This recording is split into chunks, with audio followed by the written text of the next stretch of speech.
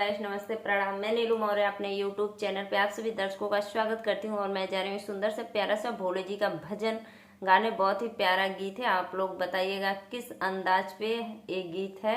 राधे राधे, जय माता दी, हर हर महादेव। पर्वत पहाड़वा से मोर भोला अइन रे नदी मोर भोला अइन रे नदी।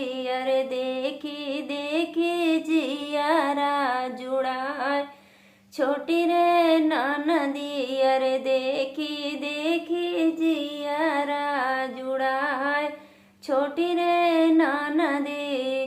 पर्वत पहाड़वा से मोर भोला अइन रे नदी मोर भोला अइन रे नदी। अरे देखी देखी जियारा जुड़ाई छोटी रे नदी। अरे देखी देखी जियारा जुड़ाई छोटी रे नदी। भोले जी के सिरवा पर जटवा सोहरे नदी। अरे जटवा सोहरे नदी। अरे जटवा से बहे गंगाधार छोटी रे नदी। अरे जटवा से बहे गंगा धार छोटी रे नदी। पर्वत पहाड़वा से मोर भोला अइन रे नदी मोर भोला अइन रे नदी। अरे देखी देखी जियारा जुड़ाए छोटी रे नदी। अरे देखी देखी जियारा जुड़ाए छोटी रे नदी।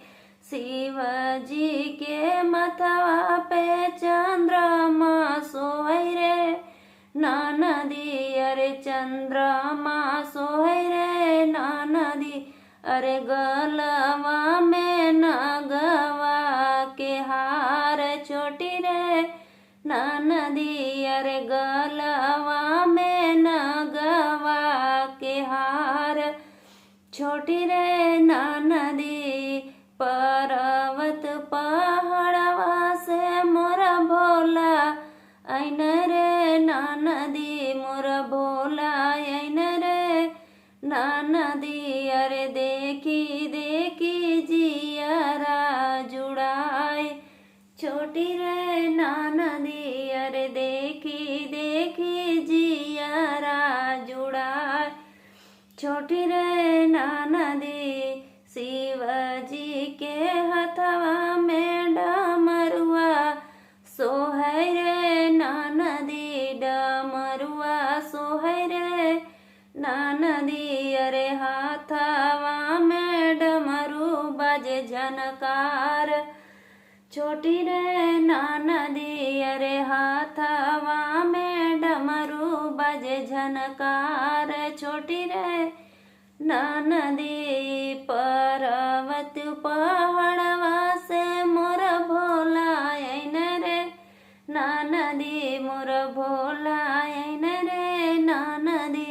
अरे देखी देखी जियरा हरसाय छोटी रे नदी। अरे देखी देखी जियरा हरसाय छोटी रे